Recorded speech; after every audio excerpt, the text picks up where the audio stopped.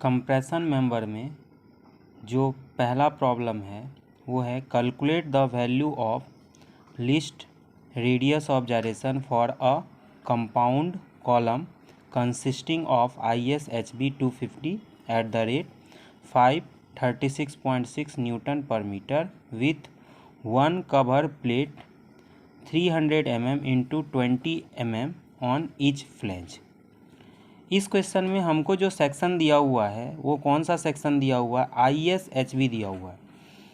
और मुझे जो कैलकुलेट करना है वो क्या कैलकुलेट करना है, least radius of gyration compound section का। जो हमारा कॉलम है वो क्या है, कंपाउंड कॉलम है। इसका ये मतलब हुआ कि जो रोल्ड स्टील सेक्शंस है उसके साथ एक कवर प्लेट भी लिया गया है, जो कि फ्लैंज के जो हमारे आई सेक्शंस हैं, आई सेक्शंस जो हैं उसके दोनों साइड क्या किया गया है, कवर प्लेट लिया गया है फ्लैंज में। जो आई सेक्शंस है उसमें दो फ्लैंज रहते हैं, तो दोनों फ्लैंज पे क्या किया गया है, कवर प्लेट को कनेक्ट किया गया। तो पहला काम है, मुझे जब रेडियस ऑफ जायरेशंस निकालने रहेंगे तो रेडियस ऑफ जायरेशंस होता क्या है, रेडियस ऑफ जायरेशन जो रहते हैं वो होता है square root of I upon A। और यहाँ पे मुझे क्या निकालना है, least radius of gyration. Least radius of gyration अगर कैलकुलेट करना है तो जो हमारे मोमेंट ऑफ इनर्शिया होंगे ये वेरी करेगा एक्सिस के अबाउट। चाहे जेड एक्सिस के अबाउट निकालूंगा तो मोमेंट ऑफ इनर्शिया अलग होगा, और वाई एक्सिस के अबाउट निकालूंगा तो मोमेंट ऑफ इनर्शिया अलग होगा। तो मुझे क्वेश्चंस में लिस्ट पूछा है, डैट मीन्स कि जो मोमेंट ऑफ इनर्शिया यहाँ पे पुटअप करना है, यानी आई जो लेना है, I Z Z Z Z axis and I Y Y, दोनों में जो मिनिमम होगा उसको मुझे कैलकुलेशन के लिए लेना पड़ेगा, क्योंकि सेक्शन का जो एरिया होगा वो कांस्टेंट होगा, वो चेंज नहीं होगा।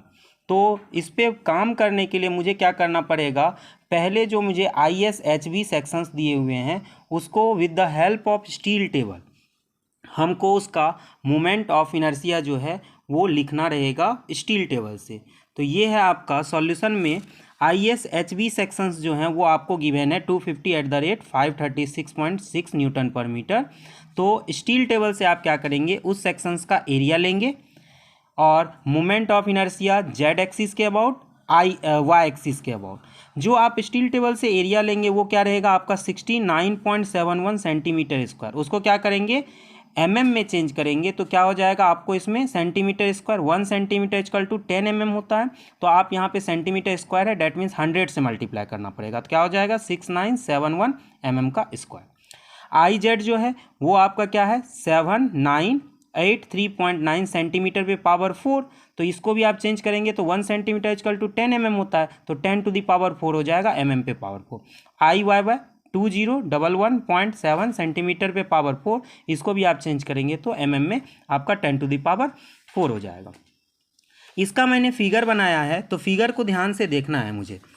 फिगर में जब देखेंगे तो यहाँ पे आपको नज़र आएगा कि ये आपका आई सेक्शंस हैं जो कि ISHB 250 है। और यहाँ पे क्या किया गया है, दोनों फ्लैंज पे हमने क्या किया, प्लेट को ऐड किया है, कवर प्लेट जो है यहाँ पे ऐड किया गया है। अब जैसे ही कवर प्लेट को ऐड करते हैं ये सेक्शन का नाम जो है वो चेंज हो जाता है। सेक्शन का नाम क्या हो जाएगा, सेक्शन का नाम क्या हो जाएगा, ब्यूल्टअप मेंबर। इसको क्या बोलेंगे, ब्यूल्टअप मेंबर बोलेंगे। इसको क्या बोलेंगे, ब्यूल्टअप मेंबर। इसमें क्या हुआ, ISHB है और दो फ्लैंज है। जब ब्यूल्टअप मेंबर होते हैं तो इसका आपको क्या करना रहेगा, पहले जब भी काम करेंगे तो इसका न्यूट्रल एक्सिस को देखेंगे, न्यूट्रल एक्सिस क्या होगा। तो इस फिगर को जब ध्यान से देखेंगे तो ये फिगर जो है आपका सिमेट्रिकल है दोनों एक्सिस के अबाउट, एक्स एक्सिस के अबाउट भी, या इसी को जेड जेड एक्सिस भी बोला जाएगा, और इस एक्सिस के अबाउट भी यानी वाई वाई एक्सिस के अबाउट भी क्या है, सिमेट्रिकल है। और अगर सिमेट्रिकल है तो इसका सेंट्रॉइड को हमको कैलकुलेट नहीं करना पड़ेगा। सेंटर ऑफ ग्रेविटी कहाँ पे होगा, जैसे इसका टोटल डेप्थ कितना है 290 mm है, तो इसका क्या हो जाएगा सेंटर ऑफ ग्रेविटी अगर मुझे निकालना रहेगा तो top as well as bottom से बराबर हो जाएगा, और यहाँ से यहाँ तक का डिस्टेंस हो जाएगा 290/2। ठीक, तो मुझे क्या करना है, रेडियस ऑफ जायरेशन मेरा टारगेट है, तो मैं क्या करूँगा, इस न्यूट्रल एक्सिस के अबाउट जो हमको मोमेंट ऑफ इनर्शिया है उसको कैलकुलेट करना रहेगा। तो न्यूट्रल एक्सिस, एक तो एक्सिस आपको दिख रहा है और दूसरा एक्सिस क्या हो जाएगा, ये वाला। तो इसके अबाउट मुझे मोमेंट ऑफ इनर्शिया कैलकुलेट करना है। अब मोमेंट ऑफ इनर्शिया कैलकुलेशन करना है तो उस पर थोड़ा सा मुझे ध्यान देना पड़ेगा। क्या ध्यान देने की ज़रूरत है कि अगर मैं आपको आई सेक्शन सिर्फ पूछता, रोल्ड स्टील आई सेक्शन, तो ये वाला जो मोमेंट ऑफ इनर्शिया उसके सेंटर ऑफ ग्रेविटी के अबाउट है। जो हमारे आई सेक्शंस होते हैं, रोल्ड स्टील बीम सेक्शंस, इसका सेंटर ऑफ ग्रेविटी के अबाउट मोमेंट ऑफ इनर्शिया पता है। तो इसका सेंटर ऑफ ग्रेविटी यानी रोल्ड स्टील सेक्शंस का सेंटर ऑफ ग्रेविटी और ये जो ब्यूल्ट अप मेंबर है, ये जो पूरा सेक्शंस है, उसका centre of gravity Z axis के अबाउट जो दिख रहा है वो सेम है। ठीक है, तो हम सिंपल क्या करेंगे, किसकी बात कर रहा हूँ, रोल्ड स्टील जो ISHB 250 दिया हुआ उसकी बात कर रहा हूँ। तो मोमेंट ऑफ इनर्शिया जब निकालना रहेगा मुझे, तो सिंपली क्या करना है, मुझे आई जेड, अगर मुझे जेड जेड निकालना है तो आई जेड जो है वो हमारा रोल्ड स्टील बीम का रहेगा, प्लस अब मुझे ये प्लेट जो है ना, इसका एक्सिस जो है सेंट्रोइडल एक्सिस वो अलग है, उसका डिस्टेंस यहाँ से कुछ अलग है। और अगर ऐसा होता है तो मुझे क्या करना रहेगा, पैरेलल एक्सिस थ्योरम का इस्तेमाल करना पड़ेगा। तो मुझे क्या लेना है, आई जेड किसके अबाउट, किसके लिए, प्लेट के लिए। तो प्लेट का जब निकालेंगे तो उसके लिए मुझे थोड़ा ध्यान से सॉल्व करना पड़ेगा। उसके लिए मुझे क्या करना पड़ेगा, parallel axis theorem. Parallel axis theorem में क्या करना रहता है, आई अगर निकालना है तो उसके सेंटर ऑफ ग्रेविटी के अबाउट जो मोमेंट ऑफ इनर्शिया है प्लस एरिया, यानी उस सेक्शन का क्या एरिया होगा, इंटू डी का स्क्वायर। ये वाला फॉर्मूले का हमको क्या करना, इस्तेमाल करना है। किसके लिए, प्लेट के लिए।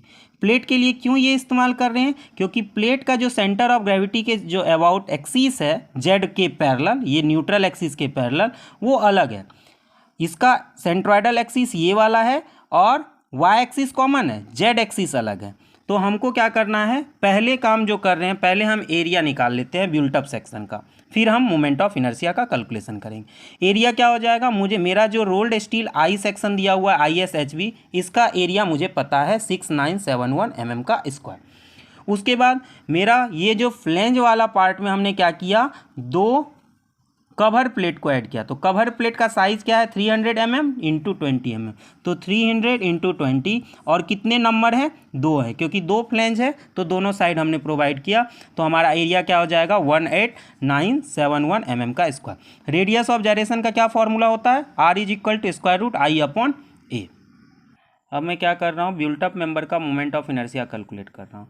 तो बिल्ट अप मेंबर जो है उसमें क्या है, एक आपका बीम पार्ट है और एक आपका प्लेट पार्ट है। तो हमको क्या करना है, बीम पार्ट का मोमेंट ऑफ इनर्शिया लेना है और प्लेट पार्ट का मोमेंट ऑफ इनर्शिया। जो बीम पार्ट है उसका मोमेंट ऑफ इनर्शिया ऑलरेडी हमको स्टील टेबल में दिया हुआ है। ISHB 250 का मोमेंट ऑफ इनर्शिया जो है बिल्ट अप मेंबर का ऑलरेडी दिया हुआ है, ये मैं पहले लिख चुका हूँ कि 7983.9 इंटू 10⁴ होगा।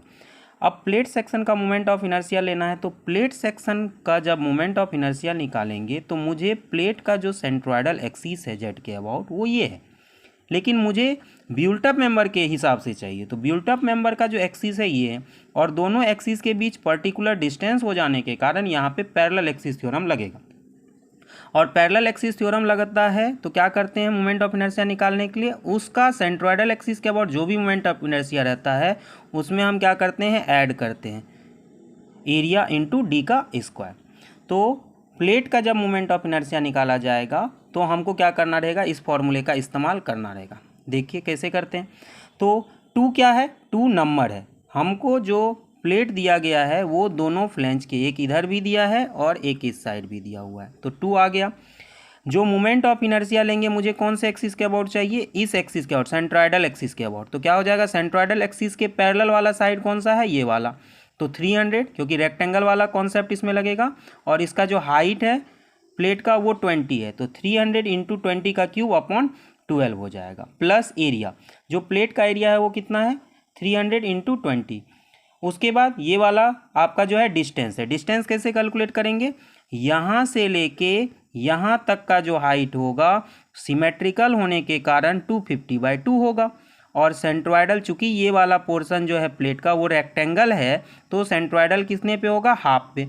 तो यहाँ से यहाँ तक का जो हाइट है वो कितना दिया हुआ है, 20 दिया हुआ है। तो क्या करेंगे, 20 का हाफ कर देंगे और 120 250/2 प्लस 20/2, जब इसको सॉल्व करेंगे तो ये कितना आ जाएगा आपका 135 हो जाएगा। उसी तरीके से जब इसमें वैल्यू को रखेंगे तो आपका वैल्यू आ जाएगा 2190 इंटू 10⁴ mm पे पावर 4। जब वाई एक्सिस के अबाउट मोमेंट ऑफ इनर्शिया का कैलकुलेट करेंगे बिल्ट अप मेंबर का, तो इसमें भी आपका बीम का आ जाएगा, प्लेट का आ जाएगा। तो बीम का moment of inertia already steel table से हमने लिख लिया, प्लेट का नंबर जो है वो 2 है। अब प्लेट का जो एक्सिस है वाई वाला और जो बिल्ट अप मेंबर का जो एक्सिस है वाई वाला, दोनों सेम होने के कारण यहाँ पे सिंपली हमको प्लेट का मोमेंट ऑफ इनर्शिया वाई के अबाउट लेना रहेगा। यहाँ पे एरिया इंटू डी का स्क्वायर नहीं आएगा क्योंकि ये एक्सिस वहीं से पास कर जा रहा, क्योंकि डिस्टेंस ही नहीं बन रहा, डिस्टेंस 0 हो जा रहा। तो सिंपली सिर्फ आपको वाई एक्सिस के सेंट्रोइडल ग्रेविटी के अबाउट जो भी मोमेंट ऑफ इनर्शिया होगा प्लेट का वही लेंगे। तो 2 नंबर है और इस एक्सिस के जो पैरेलल वाला साइड है वो कितना है 20 और परपेंडिकुलर वाला साइड जो है वो 200 है। तो 200 का क्यूब अपॉन 12, जो भी रेक्टेंगल का रहता है सिंपल वही फॉर्मूला लगाना। तो आपका क्या आ जाएगा 11011.7 इंटू 10⁴ mm पे power 4। List radius of gyration. तो रेडियस ऑफ जायरेशन क्या होता है, √i अपॉन y। तो हमारा जो मोमेंट ऑफ इनर्शिया निकला है उसमें जो लिस्ट है वो कौन सा है, आई वाई का वैल्यू कितना था 11011.7 इंटू 10⁴ mm पे पावर 4, यही लिस्ट है। तो R minimum is equal to क्या हो जाएगा, √11011.7 इंटू 10⁴ अपॉन सेक्शनल एरिया कितना था, सेक्शनल एरिया कितना था आपका टोटल बिल्ट अप मेंबर का 18971 mm का स्क्वायर। और जब इसको वैल्यू को रखेंगे कैलकुलेटर में तो वैल्यू आ जाएगा 76.187 mm। Okay, thank you.